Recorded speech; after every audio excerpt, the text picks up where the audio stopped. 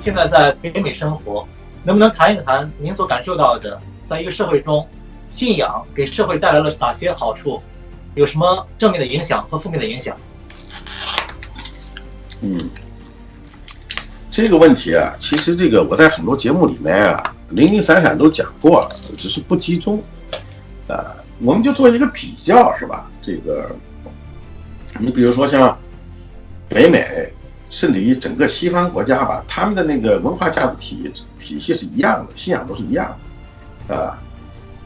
国家这个社会呢，相对呢更有秩序，当然美国除外啊，美国这个国家社会秩序一贯不太好。其他国家相对比较有秩序，人人呢都有有一种自觉的一种自我约束，都喜欢做公益事业，都喜欢利他主义，为他人为社会做一些力所能及的事儿，把自己的生活安排呢相对呢更加的科学，你比如说你看这个在加拿大每年到了纪念军人的，尤其是牺牲的那些先烈的这个节日，每个老百姓自发的不用号召，都会买一个红色的一个塑料的小红球，标志在这里，也不贵，1块钱2块钱。但是呢，到了这个节日，普通民众就会买，虽然钱并不多，但是呢，积累起来这些资金都是用来去补助、去援助那些曾经家族里面有过伤残、有过伤亡的那些军人家庭，大家很自觉的另外呢，我们看到所有的到了一些公共设施，我前2天在咱们群里会员群里面还放了照片，你看看，凡是那些在公园、在海边那些供游人呢走，随时可以临时休息的那些椅子、凳子、桌子，全是公民个人捐助的。我社会在鼓励他，就给他把他的名字，比如他和他夫人他和他子女刻在上面。只要这个椅子、这个桌子放几十年，大家每次去的时候都能看见他们，也是对他们的一种鼓励。但是呢，大部分人呢，他做这些事儿完全是自发自愿的，没有什么功利色彩。而且给我印象最深的是，有一年在温哥华市中心的体育场举办这个冰球比赛。我们都知道冰球在加拿大是国球，就相当于中国的乒乓球一样，民众都非常喜欢。那场比赛很不幸，在主场输给了美国。很多年轻人激愤接受不了这个现实。比赛结束以后，就开始在温哥华的市中心开始就是闹事儿，慢慢就变成打砸抢、纵火。整个市中心很多店铺、很多公共设施玻璃被砸了，门被踢坏了，有的地方还被燃烧了。这个发生的就是一场骚乱。但是第2天很有意思的，这是我非常感动的亲身感受。第2天我们就发现媒体报道，平静了以后，来自于大温地区四面八方，有的甚至于开车要2个小时、3个小时。很多市民公民，有华人有白人，主动的在家里带着清洁工具、卫生工具赶到市中心去清理现场，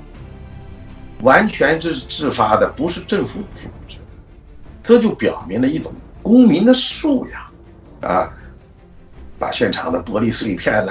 门窗都是自发的。我看到这个消息，我也非常的感动。我说那第2天、第3天我也去，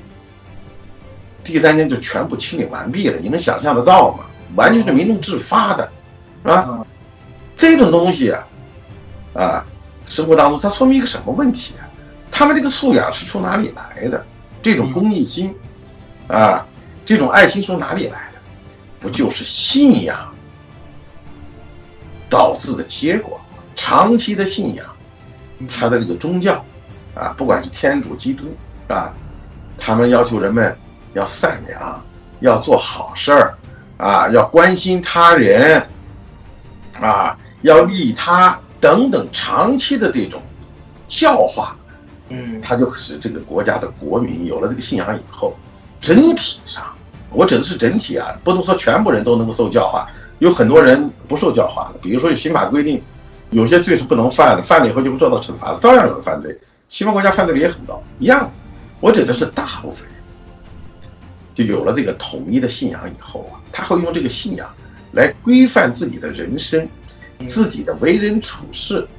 包括他对后代子女的教育，他都会本着这个来。所以有信仰啊，有宗教信仰的国家，相对来讲，人们更有安心啊。但是你看看啊，还有一个现象也特别有意思。我们在这个西方发达国家经常发生这个情况。我有一次去市中心的一个奢侈品的商店，我看见了我找了很多年找不到的一件白色的皮夹克。咱们都知道皮夹克白色的非常非常少，啊，我发现了我就特别高兴。但是这个时候已经下午的5点了，我一摸身上的钱不够，我就跟那店员讲：“你等着我，我回去拿钱啊。”这个我来购买。他说我们5点半就下班，在这个之前你要到，这个我就等你。假如你没有到，我们下班了，那就对不起，你改天再来。我心想，按照中国的传统，客户是上帝呀，客户就是爷呀，我来给你送钱，我花钱来你这买东西，你不可能不等我。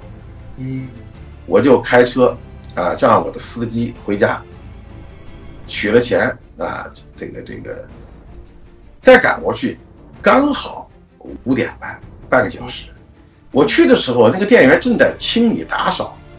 整个的他这个商店。我就跟他说，我钱拿来了，我现在能不能把这个商品带走？他说对不起，他说我们的财务已经下班了，你明天再来吧。我就特别生气。我说在中国是不可能出现这种情况，是吧？你商人嘛，你商场嘛，你搞销售的嘛，是吧？有客户给你送钱来了，你居然你说你的下班时间到了，你不干了，以此类推，这种事特别多，几乎啊所有的白人，到了时间一定下班，你送钱他不要，到了周末一定休息，绝对不加班加点，他把更多的时间抽出来陪伴家人，跟子女、跟老婆孩子一起到外面去旅游啊，海边去漫步晒太阳啊，到这个公园森林里面去做野餐啊。但是你看看东方人，不光是咱们中国人，韩国人、日本人，你看经常那个店一开到半夜，只要有一个客人来，他都不会关门，每一分钱他都要挣。周末你看，你上街你去看，周末还在开的这些商店、这些店铺，几乎没有白人开的。他们对自己的休息、自己的权利看得特别重，啊，自己的家庭生活也看得特别重。但是你看看，还有那些开门的在经营的，不管是各种不同的商店，基本都是咱们东方人、华人、日本人、韩国人。这也是这个文化差异比较大的地方，啊，至于这个跟信仰有没有什么关系，啊，我想应该是有的。那西方的这个信仰，他们这种利他主义行为，您说应该是来自于教化，来自于耳濡目染的社会各方面获得的一些教导教化。那为什么中国他的这个教化，他是潜移默化的，就是通过他的宗教。他的信仰，他们每周都要去教堂，每周都要去，啊，每周都要去，长期慢慢日积月累形成的，把人变得更加的文明，啊，变得更加的相对而言，人性更加的纯净，啊，让他们呢变得更加的什么呢？就是平和平静。那中国在我们的教育过程中，在我们的教科书上，也是有大量的教化，比如说思想政治啊，比如说种种的道德约束啊、八荣八耻啊。我觉得中国也有大量的教化，为什么效果不好呢？应该怎么样才能实现西方的效果呢？这个呢，确实要跟经济的发展阶段呢是不能严格的脱钩，它是和经济发展阶段是有很大的关系的。就是说，相对而言，北美比较发达。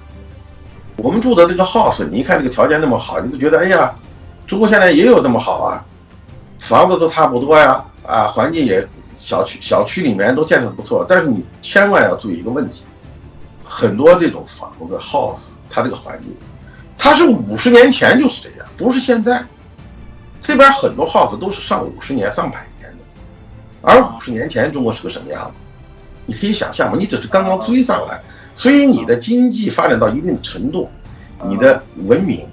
自然也会有了新的需求。在过去的几十年，它的主要需求是发展经济，也就是说解决吃饭问题。而人家50年前都已经解决了问题以后，经济问题解决了，这50年人家更多考虑的是精神上的问题，它就不一样了。您的意思说，只要给我们足够的时间，就会慢慢的向那个方向去转变。仅仅是一个时间，一定会的，一定会的。只有温饱才知耻辱，才知道这个礼仪、容耻、礼仪，是吧？你温饱没有解决之前谈这些东西啊，所以就没啥用。这就是我们教育的效果一直不太好的原因。当然也有一些别的，我说的那个白猫黑猫的理论。这个是深入人心的，几乎中国所有老百姓都信这个白猫黑猫小蜜蜂这个理论。但是中国也有很多群体，他们是绝对不会有温饱问题的，绝对不会有任何的生存的问题、温饱的问题。但是貌似结果呢，还是没有什么信仰。这个是不是可以说明，并不仅仅是这个经济的问题？很多人衣食无忧，一生都衣食无忧，但是依然是不能有很好的信仰。在中国，一生都衣食无忧的，能够称之为贵族的人少之又少，大概这个100万分之一、1000万分之一。所以，由于他们人数非常小，群体非常小，他对整个社会的那种示范效应、影响力或者是榜样的这种力量，非常渺小。是这样。你不要忘了，我们是70年前刚刚改朝换代，原来的那些社会精英全部一招，全部成了社会最底层。那么新起来闹革命的都是工农，社会最底层的人，他们要成为贵族，成为这个文化上、精神上更加富足的社会精英，不是几代人就能解决的问题。但是教化是不可少的，在这过程中总是不能放弃教化，不能放弃正面影响。那关于这个具体的教化的内容、教化的方式，您觉得，比如说西方的话进行的是一种关于基督教文化上爱的教育、神的教育，那么东方呢，往往是马克思列宁主义、辩证唯物主义这方面的教育。您觉得在这个方法上会产生什么样的不同吗？那么中国的这种教化方式能够产生真正的信仰吗？这个一个国家假如没有一个统一的、绝大部分都认可的这种信仰，那就非常难。西方自从那个文艺复兴以后这些年来，它基本形成了一个统一的价值观、统一的信仰，所以相对而言呢，它这个比较容易不断的扩展深化，它的覆盖面呢非常的大。在中国呢，这个一直没有就是这种一个比较让所有的人，不管是什么阶层的人，都能够接受的受到教化的这种信仰或者是宗教，一直没有。这实际上它导致的一些问题就是，即便有一些，就中国现在也有一些什么天主教堂也有一些这个教会还有一些什么信佛的佛教道教的什么都有，是吧？他呢就都不是占有一个从国家层面、从国家的统治集团这个层面由他来推动的，但是他推动的那些东西呢，普通老百姓就觉得又很难接受，又很难接受，或者说和他们的现实生活没有关系。它不像西方这些国家，这个普通大众接受这些宗教的影响，他是觉得把那个宗教的那些规则教化，它可以变成世俗的现实生活当中遵循的一些基本的原则。而中国那些东西呢，有好多过于高大上，过于高大全，老百姓很难操作，很难遵循，而且进入社会生活以后呢，又完全不是那么回事儿，所以呢就很难。是的，我们学生群体直观的体验就是课本上受到的教化，往往在我们的心里面打不响，不能给我们一种情感的温暖。但是呢，还有很多同学他去信仰一些教义上相对偏激的基督教伊斯兰教，虽然听起来呢马克思主义是正确的，他们的教义呢过于极端，过于简单化，但是呢他们在情感上能够得到某一种满足。包括以前您做节目也说，很多富人阶层他们在生活中会去追求某一些信仰，会信仰大师。你也分析说原因是因为这些富人阶层他们的内心是有某一种需求的，某一些精神上的需求的。那么我也是觉得在中国的关于信仰教育上推行的教育在我们的内心中打不响，不能起到很有效的教化作用。您对这个有没有什么好的建议或者是设想吗？哎呀，我可不是专家学者，我也不是教育方面的这个工作者。对我来讲，你提的这个问题，我要回答太难了。我也是个凡人，只是能够发表一些自己非常肤浅的一些看法，和我的一些思考非常肤浅。所以这个问题呢，应该是专家学者去回答。国家每年花那么多钱养了这么多人，他们就是应该专门干这个，是吧？对，但是我想呢，有一个基本的人类发展的一个基本规律，我们是可以预测得到的，就是物质文明的问题解决了，老百姓的温饱问题解决了，当然对精神层面的需求就会更多但是具体作为一个国家一个统治集团向老百姓推广什么教化什么，这个是很重要的。一个完全外来的不接中国地气的，不能够和中国很好结合的任何一个所谓的宗教一个信仰一个文化在中国都站不住脚。你看这自古以来中国外来的文化有多少种类文化的特别多，真正能够在中国立足长期成为一个影响很大的这么一个宗教的几乎没有。所以说未来这些问题还是留给那些专家学者去判断。我个人觉得呢，就是共产主义好不好？当然好，但是那是人类的终极目标。我觉得要实现共产主义的终极目标，马克思当初提这个问题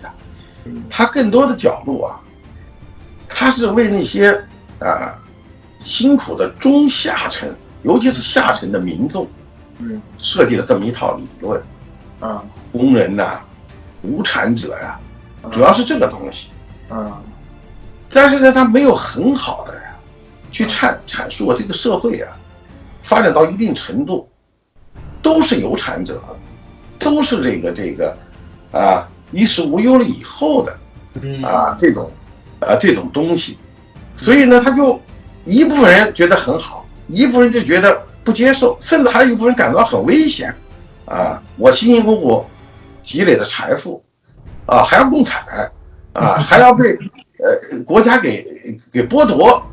这是我们这些年很多成功人士纷纷移民国外的一个主要原因，就是你那个共产主义的纲领当中就有这个消灭所有的有产者就是大家都变成无产者而且我个人认为共产主义我估计人类这样能看到的那一天我个人认为很难看得到即便能看得到，我估计要500年到1000年以后才有可能，太遥远。还是我觉得这几年咱们在这个宣传教育方面相对来讲好一些，还是应该把根植于产自于中国的传统文化当中好的那些东西，把一些不好的给它抛弃掉，还有一些好的东西，把它总结提炼升华一下，搞一个中华儿女人人都能接受的这么一个东西。但是这种东西不能由政府出现来强推，往往凡是政府强推的东西，最起码短期来讲效果是不好的。天然的作为统治集团，我指的就是政府，和被统治集团就是社会的公众，它是天然的矛盾体，天然的矛盾。这个问题不管在哪个国家都是一样的，是的，是的，是吧？你要用那个统治阶层喜欢的或者思维方式考虑出来的那个东西，你让普通老百姓来接受很难，因为它天然是你的对立面。所以你要想一个能够像西方宗教的这样的东西，不管是统治阶层、经济层还是普通百姓，他都可以从中找到自己的需要，满足自己的需要，同时还能成为一个整个国家的意识形态。同时再结合一下中国的传统文化、传统基因。